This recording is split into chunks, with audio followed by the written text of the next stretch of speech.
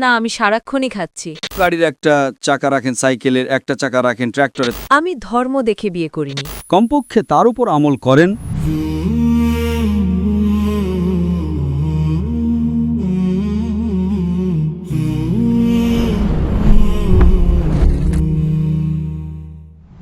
যেহেতু এখন রমজান মাস চলছে, আপনি কি রোজা রেখেছেন? না, আমি সারাক্ষণই খাচ্ছি। না, আমি সারাক্ষণই খাচ্ছি। আপনি তাহলে কোনো রোজা রাখছেন না? না, মানে একেবারেই না। আমি জীবনেও এমনটা করিনি। আপনি তো মুসলিমকে বিয়ে করেছেন। আমি ধর্ম দেখে বিয়ে করিনি। যদি একজন মুসলমান ছেলে হিন্দু মেয়েকে বিয়ে করে, তাহলে কি সেই মুসলমান ছেলে হিন্দুর ঘরে গিয়ে নামাজ পড়তে পারবে এবং সেই মেয়েটি কি মুসলমানের ঘরে পূজা করতে পারবে কিনা? সবার আগে প্রত্যেক জিনিসের কিছু শর্ত আছে। আপনি যদি গাড়ি রাখেন এবং গাড়ির একটা চাকা রাখেন, সাইকেলের একটা চাকা রাখেন, ট্র্যাক্টরে, তাহলে গাড়ি চলবে কি? হয় চারটেই সাইকেলের করে দিন অথবা চারটে ট্র্যাক্টরের দিন। এই কারণে কোরআনে আয়াত আছে সূরা বাকারার সূরা নম্বর 2 আয়াত নম্বর 221-এ আল্লাহ তাআলা বলছেন যে আপনারা মুশরিককে বিয়ে করতে পারবেন না যতক্ষণ না সে ঈমান আনে। মানে যে অমুসলিম এবং শিরক করছে তাকে আপনি বিয়ে করতে পারবেন না যতক্ষণ না সে ঈমান আনে। এবং একজন ঈমান আনা নারী, একজন মুমিন নারী দেখতে যতই কুৎসিত হোক না কেন, সে একজন মুশরিক নারীর চেয়ে উত্তম। আর সামনে আয়াত বলছে যে মেয়েরা মুশরিক ছেলেকে বিয়ে করতে পারবে না যতক্ষণ না সে ঈমান আনে। একজন মুমিন ব্যক্তি দেখতে যতই কুৎসিত হোক না কেন, সে তার চেয়ে উত্তম যে শিরক করে। এর কারণ হলো ইসলামে লেখা আছে যে যদি আপনি খোদা ছাড়া অন্য কাউকে পূজা করেন, অন্য কারো ইবাদত করেন, এটা সবচেয়ে বড় পাপ। এবং আল্লাহ তাআলা বলছেন সূরা নিসাতে সূরা নম্বর 4 আয়াত নম্বর 48-এ এবং সূরা নিসা সূরা নম্বর 4 আয়াত নম্বর 116-তে যে আল্লাহ সুবহানাহু ওয়া তাআলা যদি চান তবে যে কোনো পাপ ক্ষমা করতে পারেন, কিন্তু শিরক কখনো ক্ষমা করবেন না। যদি একজন মানুষ মুশরিক অবস্থায় মারা যায় তবে আল্লাহ সুবহানাহু ওয়া তাআলা কখনোই তাকে ক্ষমা করতে পারেন না। কারণ মুশরিক সেই ব্যক্তি যে শিরক করে, এবং এটা সবচেয়ে বড় পাপ। কারণ আমাদের স্রষ্টা, আমাদের মালিক, আমাদের ঈশ্বর, আমাদের খোদা, আমাদের ভগবান, যদি আমরা তাকে গালি দিই, এটা সবচেয়ে বড় পাপ।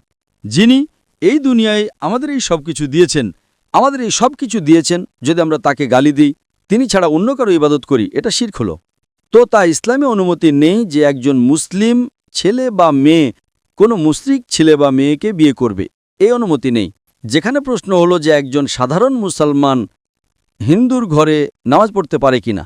যদি তার সামনে কোনো মূর্তি না থাকে তবে সে যে কোনো জায়গায় নামাজ পড়তে পারে, যদি জায়গাটা পরিষ্কার হয়। আমাদের রাসূল মুহাম্মদ সাল্লাল্লাহু আলাইহি সাল্লাম বলেছেন যে পুরো পৃথিবী, পুরো জমিন মুমিনের জন্য মসজিদ। অর্থাৎ পুরো দুনিয়ার আপনি যেখানেই নামাজ পড়তে পারেন, দেখতে হবে যে পরিষ্কার আছে, আপনি নামাজ পড়তে পারেন।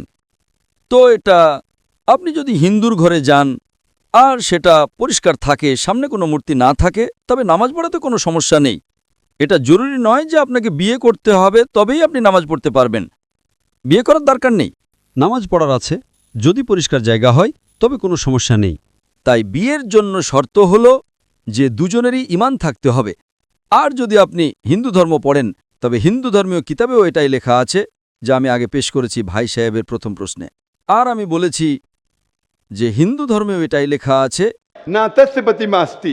সেই ঈশ্বরের, সেই ভগবানের, সেই খোদার কোনো প্রতিচ্ছবি নেই, কোনো মূর্তি নেই, কোনো ফটোগ্রাফ নেই, কোনো পেন্টিং নেই, কোনো পোর্ট্রেট নেই, কোনো আইডল নেই, কোনো স্ট্যাচু নেই। যদি এটা মেনে নেন যে কমপক্ষে যা এক হিন্দু এবং ইসলামের ধর্মীয় কিতাবে, কমপক্ষে তার উপর আমল করেন, তাহলে আমাদের অধিকাংশ সমস্যা দূর হয়ে যাবে। যা এক নয় তা কাল আলোচনা করতে পারি। আর যদি গবেষণা করেন, হিন্দু ধর্মের কিতাব পড়েন এবং ইসলাম ধর্মের কিতাব পড়েন, উভয়টিতে লেখা আছে খোদা এক। উভয়টিতে লেখা আছে যে খোদার কোনো প্রতিচ্ছবি নেই। উভয়টিতে লেখা আছে যে খোদা ছাড়া অন্য কারো ইবাদত করা উচিত নয়। উভয়টিতে লেখা আছে যে শেষ পয়গম্বর মুহাম্মদ সাল্লাল্লাহু আলাইহি সাল্লাম। উভয়টিতে লেখা আছে যে মদপান করা উচিত নয়। আমি সূত্র দিতে পারি। আর আমি একটা লেকচার দিয়েছি, ইসলাম ও হিন্দু ধর্মের মধ্যে সাদৃশ্য, ইসলাম ও হিন্দু ধর্মের মিল। দুটো কিতাব আপনি যদি পড়েন, কোরআন মাজিদে সূরা মাইদা সূরা নম্বর 5 আয়াত নম্বর 90 লেখা আছে যে মদপান করা হারাম। মনুস্মৃতি অধ্যায় নম্বর 9 শ্লোক নম্বর 225 পড়বেন, তাতে লেখা আছে মদপান করা হারাম।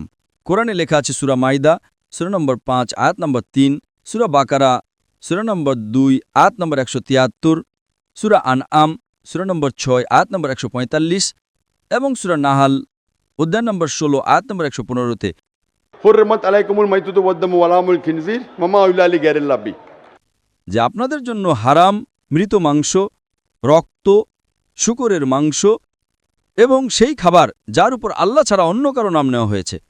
আপনি হিন্দু ধর্মীয় কিতাব পড়বেন, তাতেও লেখা আছে যে শূকরের মাংস খাওয়া হারাম। যদি আপনি গবেষণা করেন, অনেক সাদৃশ্য আছে। ইসলাম ধর্মীয় কিতাবে লেখা আছে কোরআনে সূরা নূরে সূরা নম্বর 24 আয়াত নম্বর 30 এবং 31-এর মধ্যে হিজাব সম্পর্কে। আর নারীকে আলহামদুলিল্লাহ হিজাবে থাকা উচিত, মাথা থেকে ঢাকা থাকা উচিত তার শরীর, শুধু যা দেখা যেতে পারে তা হল মুখমণ্ডল এবং হাতের তালু পর্যন্ত। আপনি যদি হিন্দু ধর্মের কিতাব পড়েন, ঋগ্বেদ বুক নম্বর 8-এ লেখা আছে এবং ঋগ্বেদ বুক নম্বর 10-এও লেখা আছে যে নারীকে নিজের মাথার আঁচল মুখের উপর ফেলা উচিত। ঋগ্বেদও লেখা আছে যে যখন পুরুষকে দেখবে তখন দৃষ্টি নিচু করা উচিত। এটা কুরআন মজিদে লেখা আছে সূরা নূর সূরা নম্বর 24 আয়াত নম্বর 30 এবং 31-এ যে যখনই কোনো নারী পুরুষকে দেখে যে তার স্বামী বা নিকটাত্মীয় নয়, এবং যখনই কোনো পুরুষ কোনো নারীকে দেখে আর নিকটাত্মীয় নয়, তখন তাকে দৃষ্টি নিচু করা উচিত। তো এভাবে আপনারা গবেষণা করবেন, যে সাদৃশ্যগুলো আছে তার উপর তো আমল করুন। তো হিন্দু এবং ইসলাম ধর্মের সাদৃশ্য আছে যা ধর্মীয় কিতাবে লেখা আছে, কিন্তু আফসোসের বিষয় হল যে ধর্মের ঠিকাদাররা এই জিনিসের উল্লেখই করে না। কেন? এই জন্যই আমি সূত্র দেই।